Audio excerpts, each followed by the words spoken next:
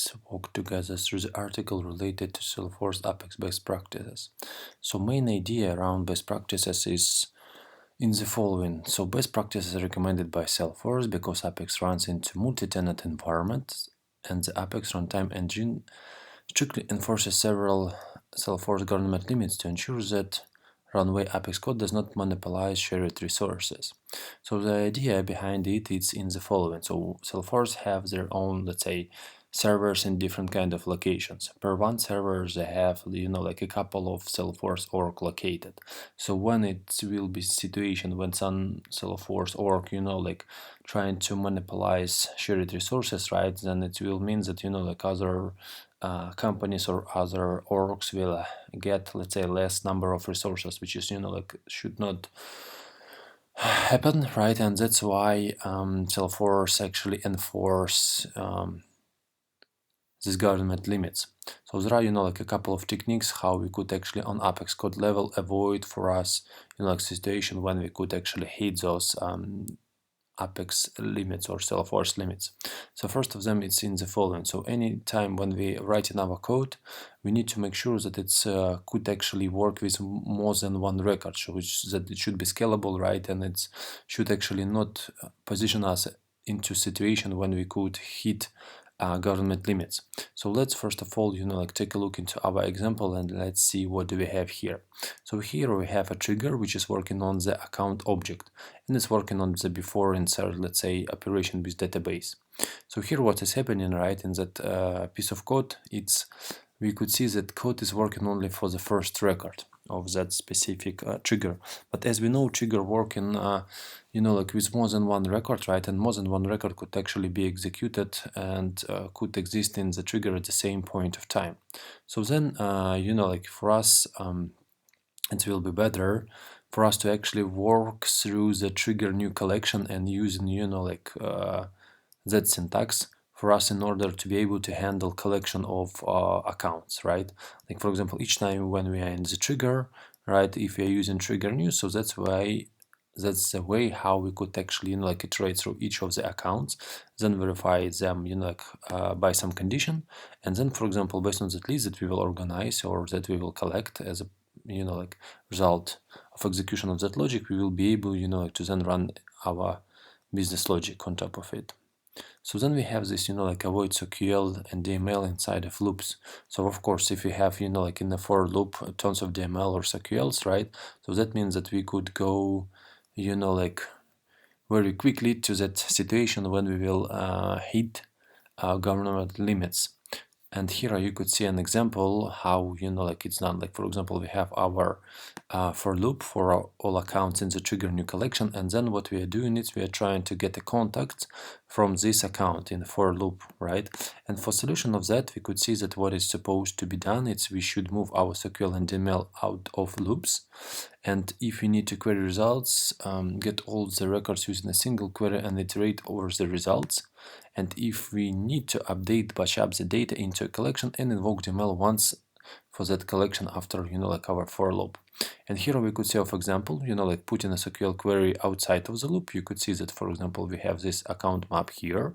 So then we are selecting all of the necessary data. We are getting contacts as, like inner query of that query of accounts, right? And we are working based on the collection of trigger new map for the key set.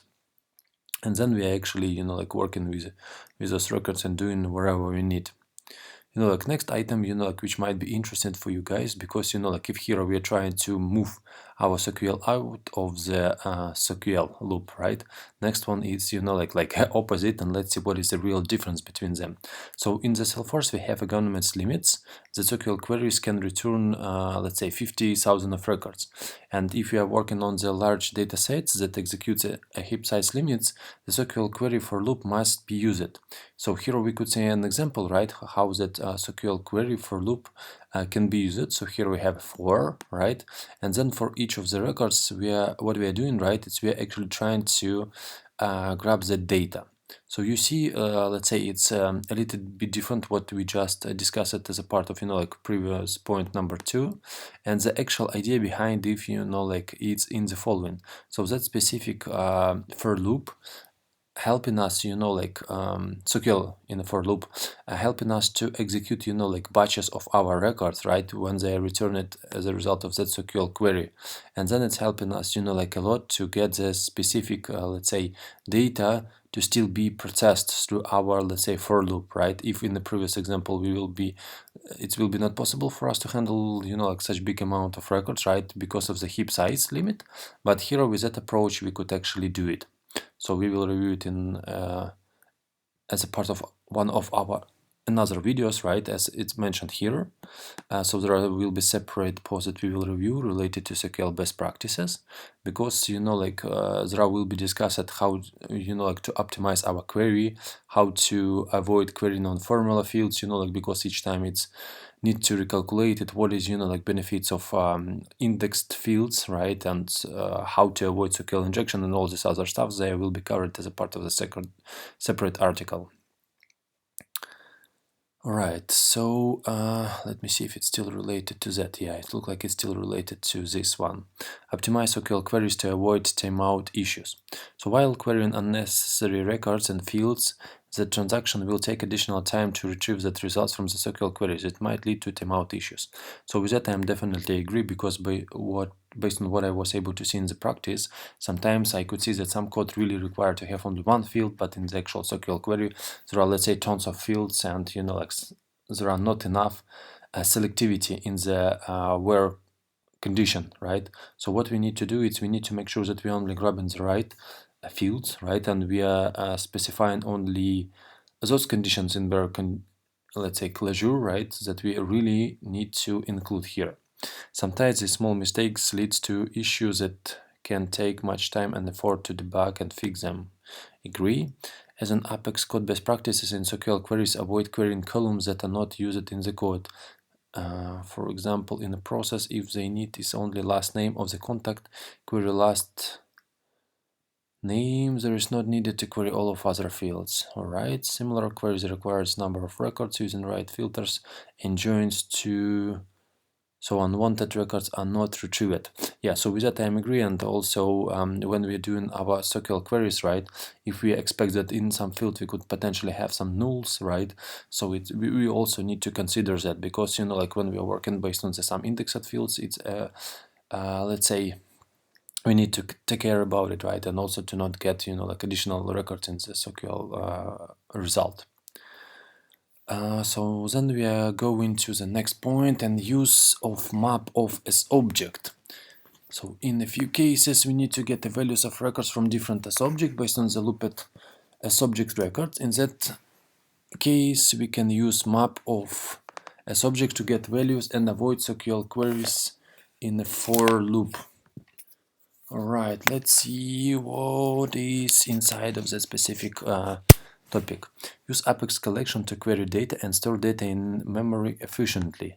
A combination of using collection and streamlining SQL queries can substantially help write efficient Apex code and avoid government limits. Alright, so let's take a look. So for you guys, if somebody I was not able to see the technique, so sometimes when we return a result of SQL query, it's not just necessary for us to put it into the list of accounts, like for example if we are selecting accounts, but we could also directly convert it into the map. As you could see here, we have like a new map, right, and then in the brackets we have result of our SQL query, so that means that we have a list, right? So when in that manner we could actually, let's say, transform a list to the map, and in that case we will have this map like an ID of the record and the actual record.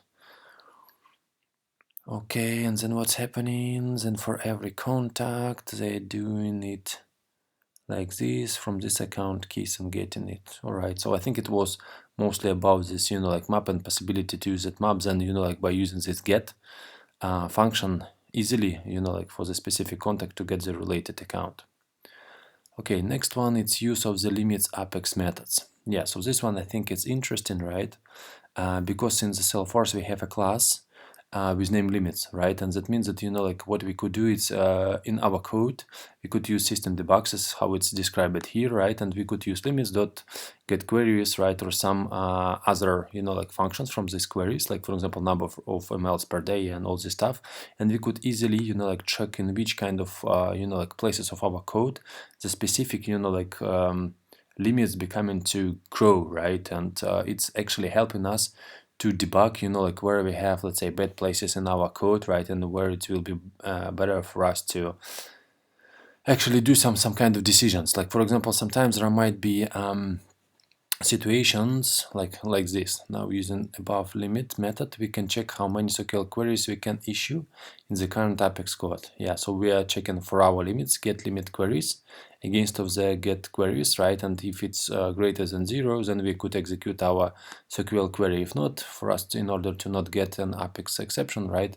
we could actually let's say do our custom logic, and it all actually help us, like in some kind of different places. When, for example, when on your code you are thinking when you exactly need to run your operations asynchronously, right, and when you need to run them in a synchronous manner. So with the help of these limit classes, we could actually do the following. We could check what is our limits. If you are near to limits, then start to invoke asynchronous Apex instead of synchronous. Let us see what else is mentioned here. Too many SQL queries, DML rows, too many query rows, right. System class limits, use this to output debug message about each government limits to versions, like first this one, like get a heap size, alright.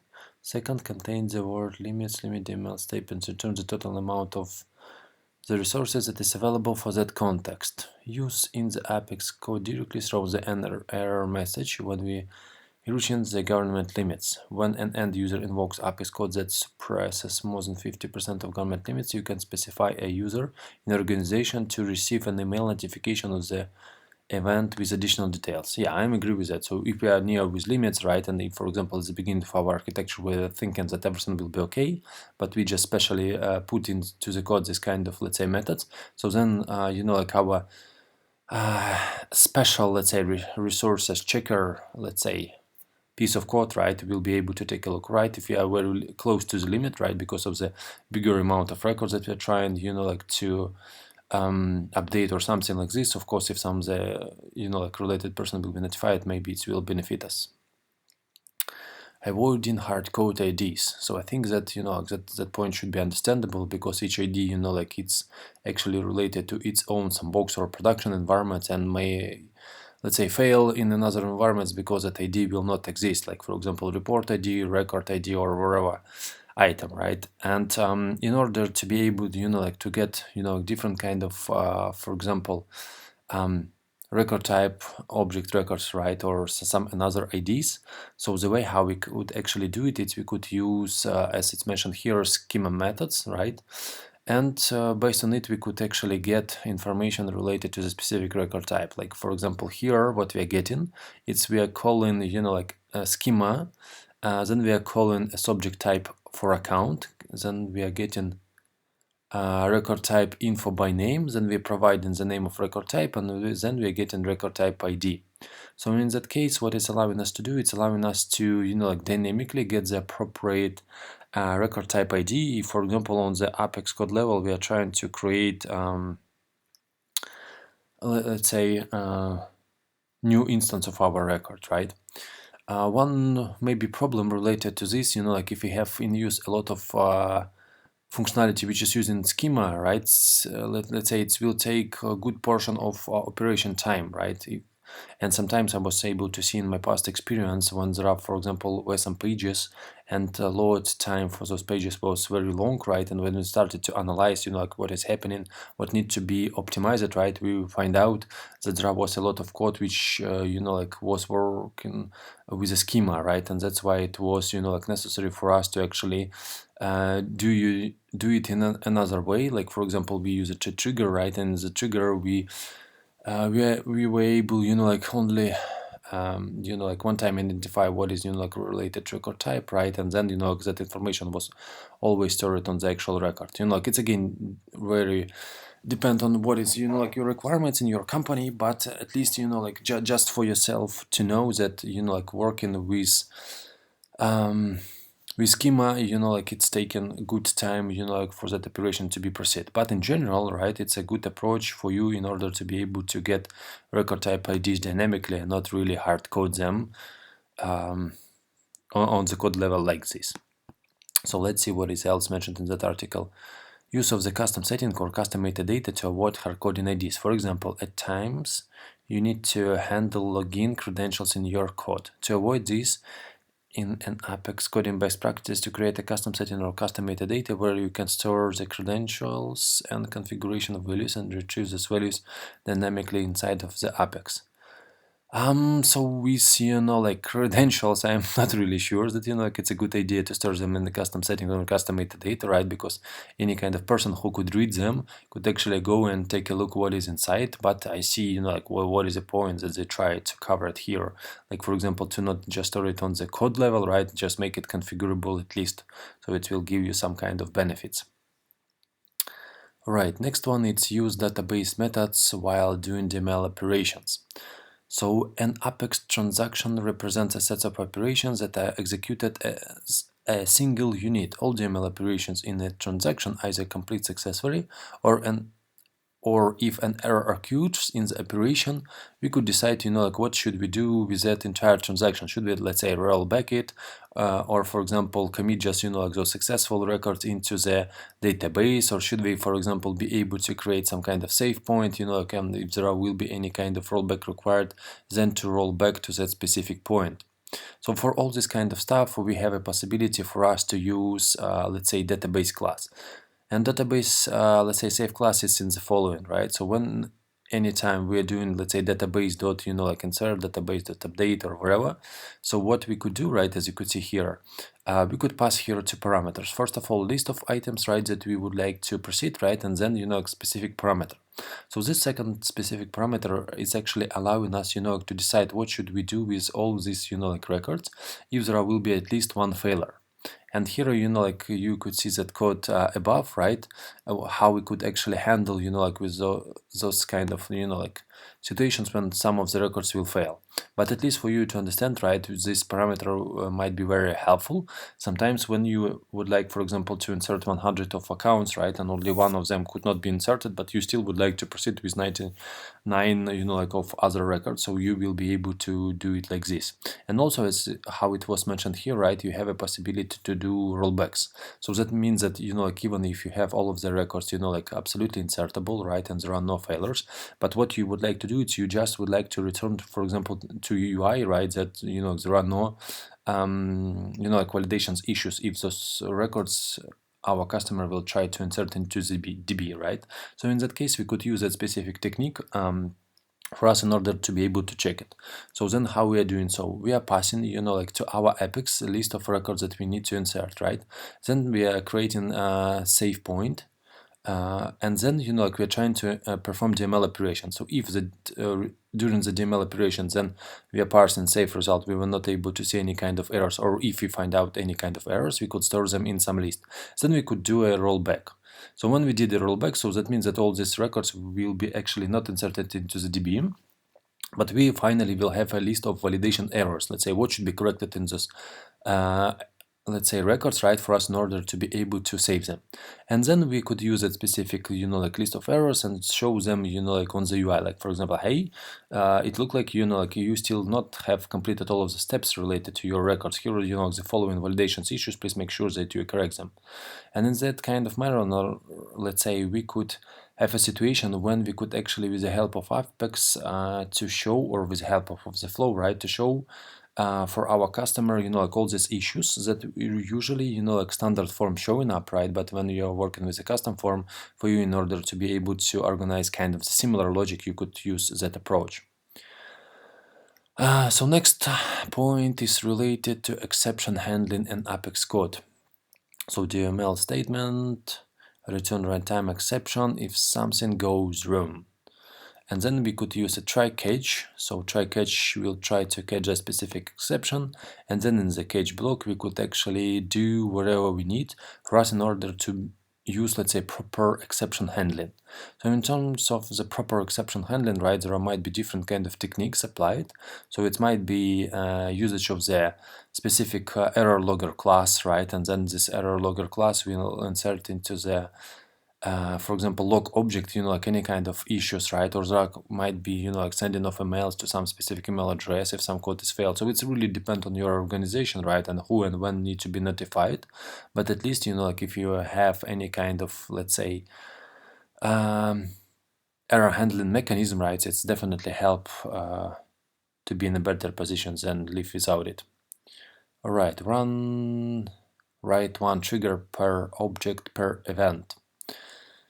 Yeah, so at this moment I think it's very, very old, let's say, best practice against of Apex triggers. Let's say it's in the following, that Apex triggers actually allowing us, to perform different kind of actions, right? Some of them are in before, some of them are after events in Salesforce, right? And if you would like to be able to control in which order they will be executed, right, and that everything is happening properly and based on the specific, let's say, order of execution, right, that you would like to apply. So then when you have only one object, it's helping you a lot, like to organize a logic in the right manner. So to do so, what is recommended here, I could see that they recommend in, let's say, use of the trigger framework, and the idea of the trigger framework is very simple, right? We are creating one trigger per object, so then we are organizing trigger handler. So in that trigger handler, we actually have, we are using it as a delegator, and that, like trigger handler actually, could invoke other different classes related to business logic, or it could contain the basic invocation inside of itself. So let me see if there will be some example of the Apex code inside of it. No, it look like here just diagrams. But the actual idea is, like inside of it, right? So when we have a trigger is just a, like contains just invocation of methods from the trigger handler, because trigger handler actually contains, like all these functions like before insert, before update, after insert, after update, and all this stuff. And then, like inside of these functions, we actually invoke in business logic. But what I would like to recommend you, like to add into that trigger framework, right, and make sure that you will have it, it's a possibility for you to enable or disable via custom metadata any kind of stages related to the trigger. Like for example, disable or enable entire trigger, disable or for example enable before insert or whatever, right? And then even possibility for you in the trigger to disable different kind of business logic. Like for example, it could be, like additional layer on your trigger framework, which will help you a lot to organize your code more properly. So next, best practice is use asynchronous Apex. And let us see, like basic ideas inside of it. Apex written with asynchronous methods get its own independent set of higher coordinate limits, alright, that's true. For example, the number of SQL queries doubled from 100 to 200 when using asynchronous code. The total heap size and maximum CPU time are larger for synchronous call. Okay, I agree with that.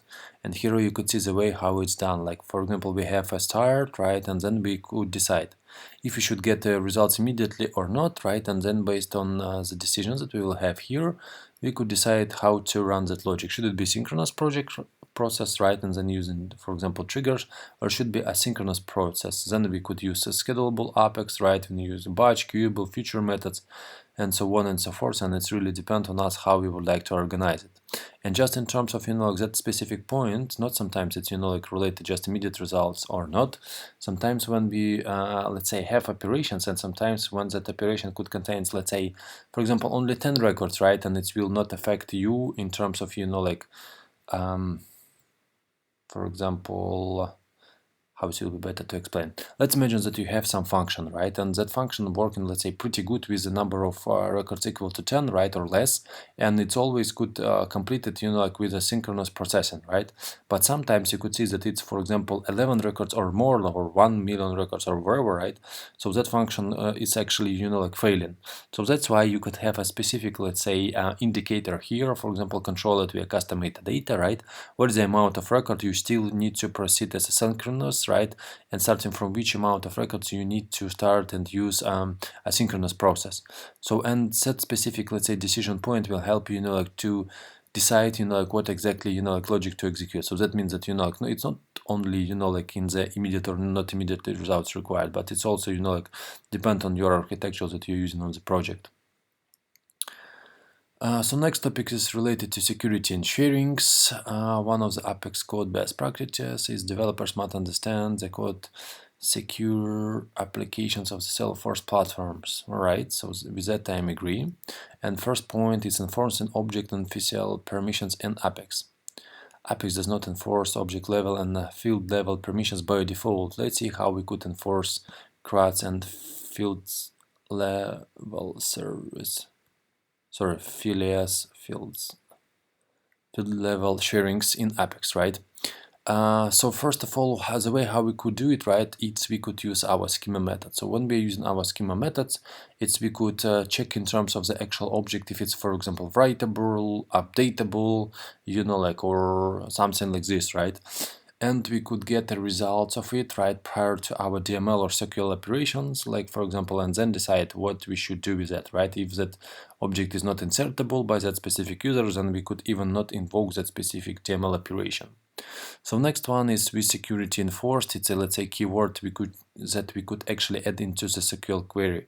But the problem of that, let's say, code is in the following. So each time when you will try to any SQL query add this at the end with security enforced, so what it will do, it will actually fail if there will be any kind of field in that query which is not accessible for your specific person who's running that operation. And it's really, let's say, not descriptive, right? So it's not actually providing you information that this and this field is not actually available. So that's why we have found another class, security class, right? And here we have a method stripping accessible. So what is actually allowing us to do, it's in terms of the SQL query, right? It's allowing us to find all these kind of fields which are not accessible for the current person, right? And then just leave the SQL query in such kind of, let's say, manner where we will contain here only accessible fields. So in that case, let's say SQL query will not fail, and with the help of that class we could actually get those fields and, for example, put into some logger object, or for example throw an exception that, for example, there's access to the following fields is not actually provided, and all this stuff. So usually it works in the conjunction with for example, some DML processor class, right, or SQL processor class, where you could actually run all these operations, right? Like, let's imagine that, for example, you're using everything via old manner, right? And then you got this request, to make sure that your code is secure and you're enforcing all of kind of object and field level security. So in that manner, when you will introduce your SQL builder or DML processor, right, so inside of it, what you could do is you could actually incorporate usage of this stripping accessible, and then during the testing, you guys will be able to observe, all right, so the following person with the following profiles don't have access to, for example, field email, right? And they will be able to understand what is should be done. Let's say, should it be added on the profile level or on the permission set level, right? Or should that person, let's say, even not be able to access that functionality? And based on that, there will be a proper decision made. So next item that I could see here, it's related, to general sharing clauses for Apex classes, right? And let us see what is, we have for it. Apex generally runs in the system context, which means that current users' permissions and field level security are taking place during the code execution. Our Apex code should not expose sensitive data to users that is hidden via security and sharing settings. Hence, Apex security and enforcing the sharing rules are most important. So let's see how we could implement them. So you could see that for the Apex class, right, when we define that Apex class, we could use something like with sharings, right, or without sharings, or inherited sharings. So that means that if we would like to enforce sharing rules checks, right, so we could use this with sharing. If you would like to get all of the records without enforcing sharing rules, so then we are using the this without sharings. And if you would like to that let's say logic in that class to be controlled via some another class that is invoking that specific class, and we could use this inherited sharings. So there are separate articles related to that, so we will not go to dive inside of it. Make reusability for Apex code. The best code is written always from the keyboard. Break methods into multiple smaller methods if possible, making your code modular, easier to read and maintain. A critical best practice with Apex code is always to write scalable and reusable code so it can be reused in another function or model. So I'm totally, let's say, agree with that, right? It's a part of some Apex Enterprise pattern, so I think it's mentioned here. And I would like to recommend you one of the resources that I was able to find for myself. It's Refactoring Guru. Let me see, I think it's available on English as well. Yeah, and what we have here, right? We have here information about, let's say, Apex design patterns, right? And we have here information about the refactoring course. So, like for example, if you would like, to learn what kind of design patterns you could apply for your code, right? You could find here, information about different kind of patterns, like for example, structural patterns, right? And you could see like here, for example, facade, right? And let's open it, and you could see over here, like all necessary information. What is the problem? What is the solution? Real world example, right? Structure of that specific pattern, the code related to it, event code, and all this stuff on information is actually available here, right? And also possibility for us to take a look into the pros and cons related to that specific pattern, as well as pieces related to refactoring. Because what it's giving us, it's possibility for us to learn refactoring techniques, right? And when we are working with different kind of refactoring techniques, it's actually will teach us, how to prepare those kind of methods, for them to be, modular, right? For them to be simple, and for them to, to do only required functionality, right, and not try to incorporate entire business process inside of it. So all this kind of good information is actually provided here on Refactoring Guru, right? And here you could actually find all these techniques related to possibility for us to simplify methods, right, and make sure that we are making our code as modular code. So that's why just a recommendation from my side. So next item is related to code coverage. So when we are working on our unit tests, we are actually making sure that our, let's say, code should work as expected, right? And when we're doing these tests, we need to do, a couple of, let's say, stuff to make sure that our code, working properly, right? So first of all, it's positive and negative testing. So that means that, when you're testing some function, right, of course you could pass parameters which, give you at the end some good result, right? But you could expect that when your application is working, right, sometimes really not good data becoming, a part of your methods during the invocation, right? So that's why you could actually simulate it, right? And you could help yourself to find, bad places in your methods, right? Which will give, for example, Apex runtimes issues or some, for example, other issues, right? And fix them prior than you will release your code to the production. So as a technique, it's possibility for you to, to make sure that your code will work with a big amount of data, right? For example, or at least with a couple of different records or a combination of positive and negative, pieces of data as well, coming together into your code, right? So then you have this, restricted user testing. It's when you could, with the help of, run S, create a specific user on the unit test, and in the context of that specific user, right, test if everything will work good for that specific person. So it's actually help us, a lot when we're trying to create a different user with different profiles or roles, right? And then on the level of the unit testing to make sure that everything will be accessible or not accessible for the specific users, right, where we are using them on the code level. So one answer statement per method, yeah, at least one. It's something which we are required to have. Should not use see all data true. Yeah. So guys, about this annotation, right? So this annotation is actually allowing us to see real data on the prod.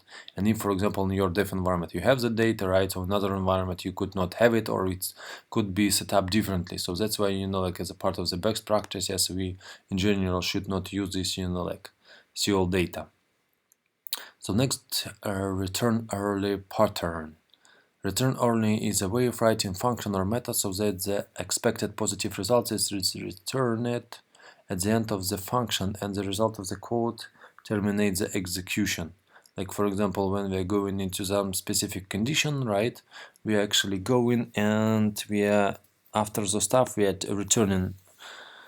So it's done for situations when we actually, if that specific condition need to be executed and just it, right? So then it's better for us to do that return. But I think that maybe better than this, it will be used to switch case conditions. Like for example, if only one is correct for us, just execute it, and not take into considerations other.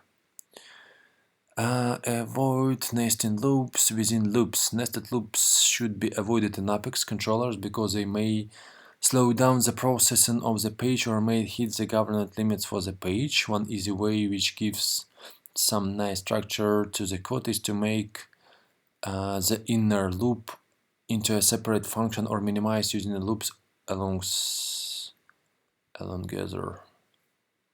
altogether. Alright. Often we encounter code where we have two or three or more nested methods which affect performance. A simple way of avoiding nesting is using maps. Yeah, so I totally agree with with that practice because of what I was able to see sometimes when we are working on the code with a big amount of records, right? Something is failing because of the performance issue, or for example, operation taking is too long, or for example, failing because of like CPU or heap size, right? So in that kernel, of course, it looks like our code, like it's too complex. And sometimes when we have this, for loop in a for loop, right, that means that we totally increase, the complexity of our code, right? It will be like, if you guys familiar with O function, right, like O2 complexity, right? And then complex, we will have our code, then it's will work longer than it's expected for us. So that's why better to use our maps in order to be able to do it. Let's say better to not have for in the for loop, but to have first for loop and then next for loop. So it will work much faster than loop inside of another loop. Alright, so next practice is related to don't mix Apex process builders for flow rules and record triggered flow. So yeah, I totally agree with that because sometimes it's very hard for us, to debug. So then it's hard, to identify where exactly what's happening, right?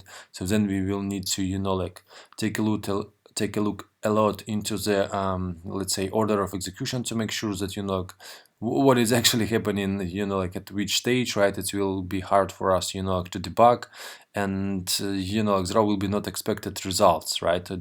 Because all of this stuff. So that's why it's better to always at the beginning of the project, right, to take a look into the complexity of the project, right, and then to understand for ourselves, what should be our common approach, in terms of what kind of declarative tools or what kind of Apex code we should use on our project for us in order to not get all these kind of conflicts. Next one is related to naming convention. Okay, so it's even marked that it's critical. Let's take a look. Another critical best practice surrounding Apex code is following a proper naming convention. The naming convention in Salesforce is a rule to follow as you decide what to name your classes, variable, constants, methods, and others. Check this article to learn more. Yeah, so about this item, right, I would believe that each company should have its own, let's say, code guideline, right? Or if your own company don't have it, right, at least for somebody for whom you're doing your work, right, they should have their own, let's say, company guidelines, right? And if it's not available, then you could use some from internet.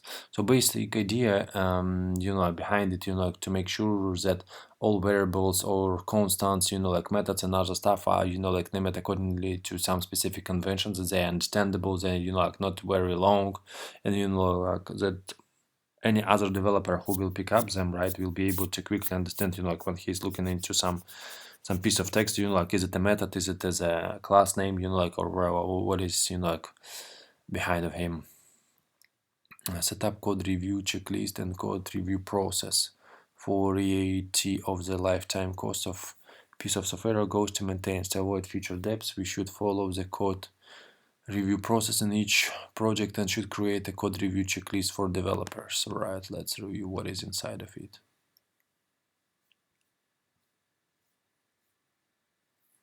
Alright, this code is too big. I am able to understand the code. YAML SQL inside the fluid code coverage is 75% and more. Code formatting and naming convention is code following standard guidelines. Is there as any duplicated code?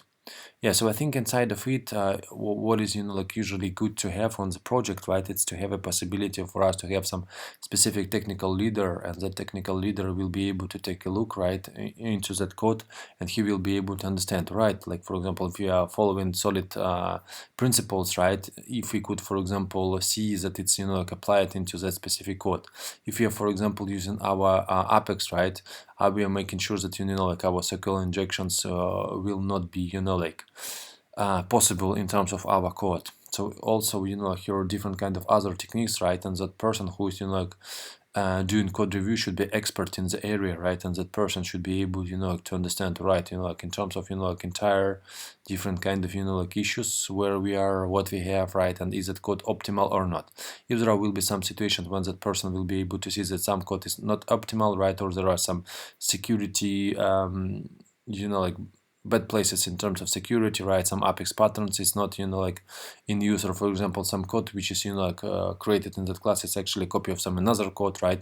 Or something could be simplified, so that person should actually perform that security review, right? And it will definitely implement the level of quality of the code, right? So then like the team will be aligned on the like pattern and structure of the code that need to be provided, right?